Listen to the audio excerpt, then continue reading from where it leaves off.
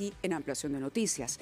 Tenemos a un invitado, Fernando, importante por la coyuntura que se presenta, porque no solamente ha venido a compartir con nosotros los resultados o hacer un balance del trabajo efectuado durante 2023, sino que además a atender un problema del que hoy se está hablando, porque va a afectar, si esto llegara a suceder, a un grupo importante de personas y el impacto, sobre todo, en la calidad de vida de estas personas que no van a contar con el medio de transporte, y me refiero, por supuesto, al corredor morado, que dejaría de operar desde el lunes 4 de marzo por una deuda millonaria de más de 300 millones de soles, va a dejar a muchas personas en el aprieto de perder por lo menos media hora más.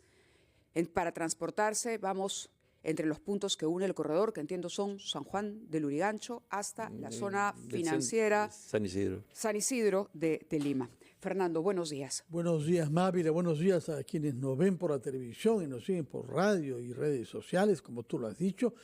Vamos a conversar con el ministro, que tiene el presupuesto de inversión más importante del Estado. De él dependen inversiones que son decisivas para cambiar el rostro de nuestros desplazamientos en el Perú. Carreteras, aeropuertos, puertos y el tráfico en las ciudades. Entonces he hecho bien en comenzar mencionando el corredor morado, porque además de la cantidad de gente que está concernida por esa vía, se trata de la reforma del transporte en Lima. La idea es pasar a buses grandes con choferes asalariados y confirmados para dejar de lado la vieja irregularización que se produjo con los combis y los colectiveros. Poder viajar sentados sabiendo que un chofer va a respetar horarios y a los pasajeros en vez de estar corriendo para pasarse la luz roja y vencer a su competidor. Díganos, por favor, qué perspectiva tiene el corredor morado amenazado por el retiro de sus operadores, tal como nos ha explicado Mávila Huertas. Sí, muy buenos días, Fernando, Mávila, de todos sus oyentes, televidentes. Efectivamente, la reforma del transporte que se emprendió con los corredores logísticos, estos corredores metropolitanos, tenía algunos supuestos importantes. Uno de ellos era que se iba a segregar las rutas en las cuales se iban a ir estos vehículos, estos buses, y también que no se iba a permitir que hubieran otros medios de transporte que compitieran con ellos. La verdad, esto ocurrió hace muchos años. Ese fue un compromiso cuando se dio esto, cuando esto era Protransporte todavía en la Municipalidad de Lima hace muchos años. La realidad lo que muestra es que eso no ocurrió. Y entonces en ese marco es que la ATU, que es la que está ahora encargada justamente del tema del transporte urbano en Lima Metropolitana y Callao, tuvo un acuerdo, un trato directo con los concesionarios, particularmente con el concesionario de la línea morada, y de corredor morado, perdón. Y después de una negociación, donde además hubo un amigable componedor, se llegó a un acuerdo de una compensación por justamente los compromisos que no se habían cumplido a lo largo de los Estamos hablando de esos 300 millones de soles. Exactamente. Inicialmente eran 491 millones, pero esto se ha reducido a 300 millones. Igual es un monto importante, ¿no? Exactamente. Entonces, lo que estamos en este momento es justamente conversando con el MEF, no solamente por el tema de la disponibilidad del recurso, sino sobre todo porque tenemos ahí algunas interpretaciones en relación a si el contrato permite o no el pago de esta compensación en el marco del trato directo o no. Así que, en principio, si no resolvemos este tema, que parece que eso es lo que va a ocurrir, lo que vamos a hacer es sacar una norma justamente que nos habilite a pagar esta compensación y a resolver la problemática de estos corredores en general, porque tenemos ahí un importante número de personas que se desplaza todos los días para trabajar desde el norte de la ciudad hacia la zona central, el centro financiero y viceversa, pero además que conectan con otras zonas de la ciudad también. O sea, no solamente ¿Eso es el quiere destino. decir que desde el Ejecutivo se están haciendo todos los esfuerzos para evitar que el corredor deje de operar el lunes 4 de marzo? ¿Podrían llegar a esa fecha? Estamos corriendo justamente para evitar llegar a esa fecha sin ningún pronunciamiento. O sea, queremos pronunciarnos antes.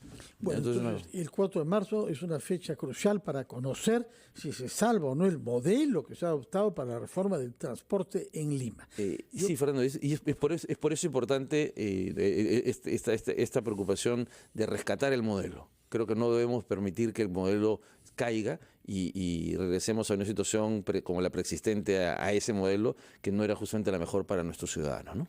Hay otro tema que ha despertado un gran interés entre los eventuales usuarios, que es el proyecto de tren desde Barranca hasta Ica, es decir, 500 kilómetros de la carretera panamericana del Perú, lo cual supone más de una tercera parte de la población total de nuestro país en ese tramo. Y sería algo notable porque en el país tiene cada vez menos trenes, hemos apostado por los autos y por el transporte con combustible, y hay una gran expectativa, por lo pronto, para desplazarse dentro de Lima misma, hacia el norte y hacia el sur. Pero el proyecto, como digo, recorre desde Barranca hasta Ica. Díganos en qué está ese proyecto, cuál es el presupuesto y qué hace falta para que se produzca ya una licitación y se conozca un calendario. Sí, bueno, esta es una noticia, Fernando, que hemos hace unos pocos días anunciado. En primer lugar, el tramo de Lima a Ica, la verdad de Lurín concretamente a Ica. Este tramo ya terminó el perfil de viabilidad, el proyecto está a nivel de viabilidad, entonces el perfil ha sido viable y lo que tenemos que hacer ahora es el expediente técnico y luego seleccionar a la empresa que va a hacer la obra, la construcción de la obra, obviamente, y como tal hacer el seguimiento, ¿no? Por las dimensiones del proyecto, por la complejidad, y además el Perú no, digamos, dejó de tener vías férreas y más bien redujo su disponibilidad de vías férreas en los últimos 50 años. Lo que creemos es que esto hay que hacerlo en el marco de un convenio de Estado a Estado, del gobierno a gobierno. Así que vamos a elegir a un gobierno que haga justamente este proceso, el de la elaboración del expediente técnico y también el de la selección de la empresa constructora y después también el de la elección de la empresa que va a operar y mantener esto por 40 años. En paralelo, mientras que ya terminamos el perfil de Lima Ica y está viable, acabamos de adjudicar la buena pro a la empresa que va a hacer el estudio de perfil para el tramo del Callao a Barranca, ¿no? Y esto es el norte, ya no hay es el norte, exactamente. La idea es que una vez que se termine este perfil, quien haga el estudio técnico sea el mismo que va a hacer el estudio técnico para el tramo de Lurín a Ica, porque también él va a ser el que va a hacer la selección del constructor y también el operador va a ser el mismo, ¿no? En una etapa inicial, nuestros cálculos nos dicen que vamos a tener que ir probando cómo crece la demanda del tramo de Lima-Cañete, que es el tramo que tiene mayor intensidad de transporte de personas.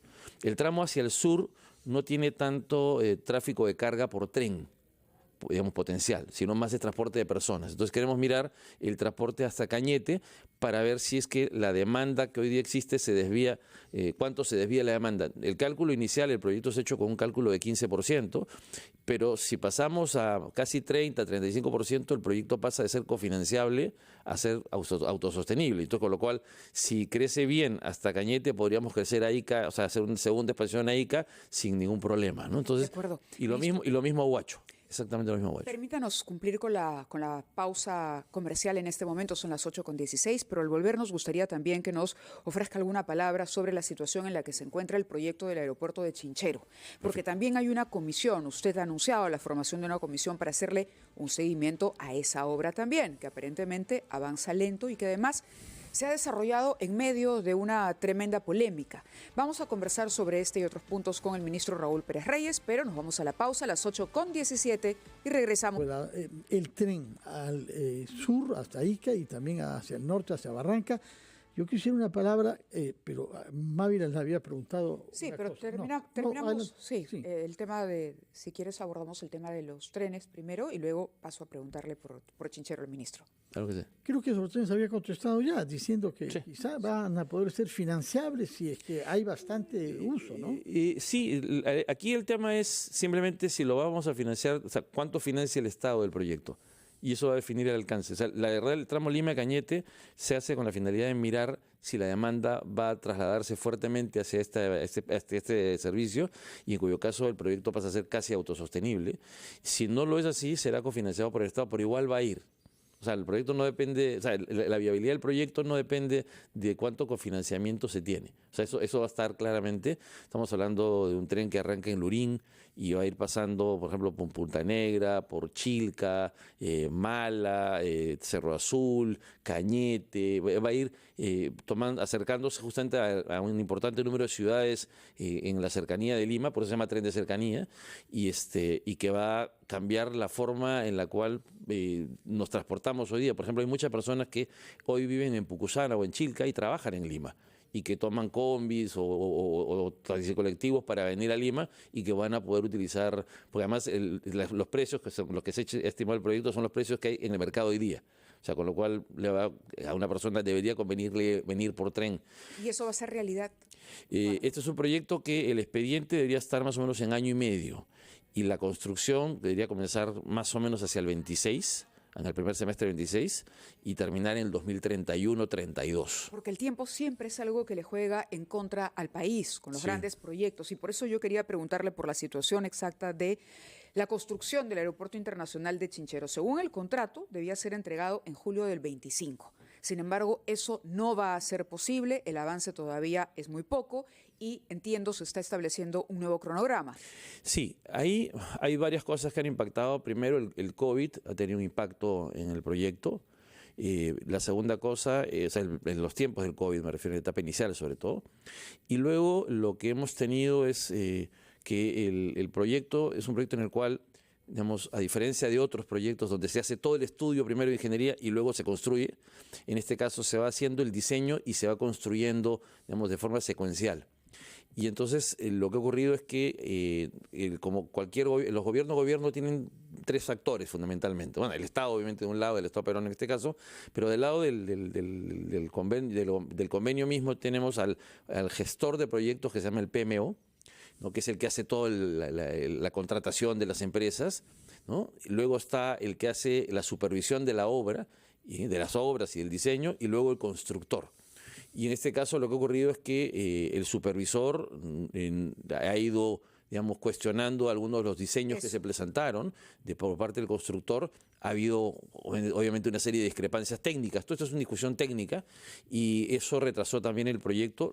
Tuvimos que hacer una reunión nosotros el año pasado, en el mes de octubre, en Urubamba, justamente, juntando a todas las partes para ver cómo resolvíamos este tema, y por eso es que tuvimos ahí un impulso fuerte. La obra se reinició rápidamente y avanzamos casi al 11%, que es con lo que se terminó en el mes de diciembre, a pesar de que tendríamos que haber estado en 20%. Pero estos atrasos en el diseño, más la etapa inicial, además de las lluvias, hicieron que no se llegara a la meta. Pero a esto adicionalmente surgió un problema, y es que tenían ellos, en el marco del contrato, el contratista tenía que cumplir unos hitos, particularmente documentarios, para poder recibir un adelanto, y esto no ocurrió. Entonces no pudimos dar el adelanto. El dinero además lo teníamos disponible, o sea, estaba en el ministerio listo para entregarlo, pero como no cumplieron con este compromiso contractual, no pudimos entregar el adelanto, y eso ha provocado también una baja en la carga de la obra. La obra no está paralizada, la obra sigue todavía en operación, hay más de 300 trabajadores que están en la obra. Escasamente 11%. ¿no? Bueno, ahora está en 12%, después de avanzar un 1%, la verdad, todavía hay mucho por hacer ahí. Y entonces, ¿qué hemos hecho? En el mes de noviembre, que yo me reuní con ellos, les planteé la necesidad de un cronograma acelerado de obra. Ha habido unas idas y vueltas, la verdad lo han presentado después de muchas insistencias nuestras. Marzo 2026, me parece que es la fecha que se ha anunciado. Estamos planteando más o menos marzo 2026. Pero los supervisores dicen que no se va a poder cumplir con esa fecha. Bueno, la verdad, el que ha hecho esta opinión es el PMO, el gestor del proyecto, Chinchero. Pero yo preferiría todavía esperar a qué es lo que dice el supervisor, que es el que está revisando el cronograma de obra acelerado que nos han presentado el viernes pasado el constructor, y ahí recién plantear una fecha. Pero la ventaja es que este cronograma acelerado, y ahora resolviendo el problema de recursos, porque el presupuesto el proyecto tiene un presupuesto aprobado solo este año nada más, y está en nuestras cuentas, son 510 millones de soles. Es decir, o sea, el problema no es falta de recursos, y la voluntad política del gobierno de ir con este proyecto está clarísima. Bueno, o sea, vamos con este proyecto. Por otra parte, puesto que hablamos de aeropuertos, díganos también algo sobre el de Lima, porque parece que se ha producido una descoordinación entre el plan de construcción del terminal propiamente tal y las vías de acceso a él. ¿Qué cosa es lo que ha pasado? Ahí, Fernando, es algo que en algún momento hablamos en mi primera visita con ustedes, de apenas asumí el ministerio. El aeropuerto es un proyecto que tiene ya varios años de que se conocía que iba a desarrollarse, había discusiones de cuándo comenzaba, pero está claro que el ministerio tendría que haber hecho varios de estos proyectos que se están haciendo hoy día o se van a hacer a partir de estos meses, tendría que haberlos hecho en el año 2020. De hecho, por ejemplo, el puente de Santa Rosa ha tenido 4 convocatorias desde el año 2020. ¿No? Comparte la problemática de la contratación pública e incluso lo quisimos hacer por obra, por impuestos y tampoco salió. Entonces lo que hemos hecho es, ya cerramos un acuerdo con el gobierno francés, que es el que está haciendo la línea del viaducto de Santa Rosa y que llegaba 100 metros antes de este puente y ahí lo hacía el Estado. Entonces lo que hemos hecho hagan todo, que hagan toda la vía completa. Antes de que termine y de que nos gane el tiempo, perdóneme, ministro, una palabra sobre Corpac, por favor. Bueno, en Corpac ese suspiro. Últimamente... ¿Qué anticipa sobre su respuesta? No, lo que pasa es que la verdad, en mis experiencias previas del ministerio, el sector, la parte más compleja del ministerio siempre es la parte de carreteras, pero en los últimos años Corpac se ha convertido en un actor importante y no siempre para bien, ¿okay? Y creo que tenemos ahí algunas mejoras que hacer. ¿Y diría eso hoy? ¿Que aplica a la situación actual de Corpac? ¿Es un actor que no está aportando para bien? Sin ninguna duda. O sea, el año pasado han ejecutado el 22% de su presupuesto. Por eso es que estamos haciendo cambios al interior de Corpac, porque no podemos darle recursos y que solo gaste el 22% de ellos. O sea, sobre todo habiendo tantas necesidades. O sea, que aeropuertos cerrados. Además, bueno, por suerte ya van a abrir ahorita nuevamente el de Jauja. Bueno, el de Jauja no se cerró totalmente, pero ahora van a volver de nuevo a entrar todos los vuelos. Igual la problemática con el aeropuerto de Jaén, ya aprobó el directorio el tema del pavimentado en caliente, que era todo un problema de ingeniería que ya estaba resuelto, pero que se resistía, digamos, la dirección de Corpac a aceptar que había que hacer esto. Ya lo aceptaron y entonces estamos resolviendo también ese problema. Pero también está el problema, que quizás era el motivo de tu pregunta, Mabel, el tema de los controladores. Sí. Y ahí lo que ha ocurrido es que... Adivinó. Ese era el tema. En los últimos años, y buen número de años, la verdad, no hemos asegurado que haya un número importante de controladores, radaristas, suficiente como para que la operación no requiera que los actuales operadores y radaristas tengan que hacer tiempos extras, ¿no? Horas extras. Pero eso supone que un puñado de controladores está ahí, enquistado, y no va a dar su brazo a torcer. ¿Por qué? Porque las horas extras les convienen. Mire, yo creo que el problema ahí no es de los controladores, el problema ha sido la gestión. Porque los controladores pueden querer muchas cosas, pero finalmente quien tenía que resolver el problema de que hubiera más controladores era la administración, o sea, la gerencia. Había un temor de que le paralicen todo, ¿no? Bueno, vuelos, retraso de vuelos, yo creo que lo que no puede ocurrir es que sobre la base del temor dejemos de hacer lo que tenemos que hacer. De acuerdo. ¿Qué es lo que estamos haciendo nosotros? Hemos hecho un acuerdo ya con la Fuerza Aérea, vamos a tener 25 oficiales de la Fuerza Aérea, especialistas en radares, a los que vamos a capacitar con la Fuerza Aérea brasileña, que son expertos además en el manejo de radares y de control de tráfico aéreo, y de forma tal que nos permita tener ahí un importante contingente. Bueno, es una buena noticia. Regresemos a tierra firme con el proyecto de la carretera central. Permíteme ahí, Fernando, para cerrar el tema del aeropuerto de Lima. El puente Santa Rosa, el definitivo, que es el que sale ahora con el gobierno, no va a estar para el inicio del aeropuerto. Pero lo que sí va a estar son 2 puentes temporales que se están construyendo actualmente. O sea, estamos justamente ahorita ya en la parte de ingeniería, tenemos a la empresa contratada, tenemos los puentes listos, se han estado haciendo la semana pasada todas las diamantinas, ya se cerró la zona y ya se hizo el dimensionamiento de los pilotes, van a poner 16 pilotes de 1.5 metros de ancho. Noticias.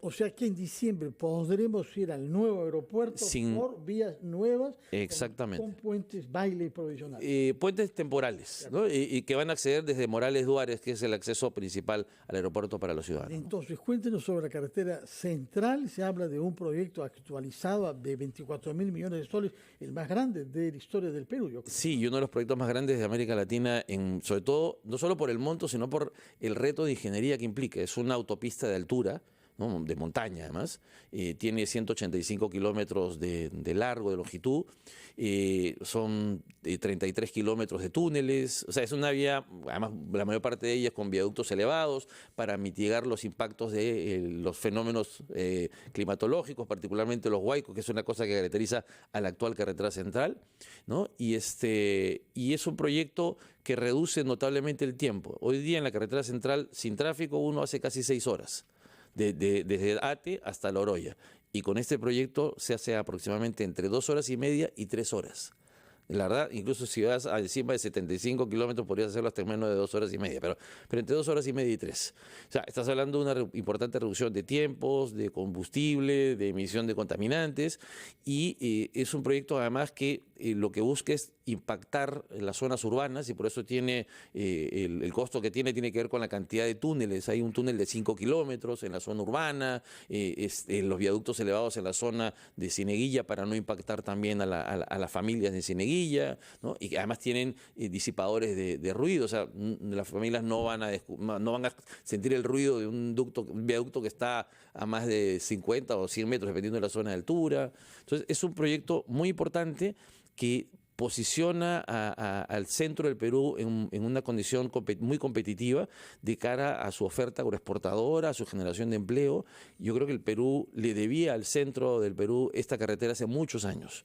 Creo que es una cosa importante, ¿no? De acuerdo, ministro. Suena estupendo, pero estaremos pendientes y haremos un seguimiento minucioso de eso para que avance. Resultados es lo que quiere ver el país. Ha sido el ministro de Transportes y Comunicaciones, Raúl Pérez Reyes, aquí en la cabina de RPP, en Ampliación de Noticias. Si ustedes quieren volver a escuchar la entrevista, pueden ingresar a rpp.p. Vamos a la pausa, 8:33.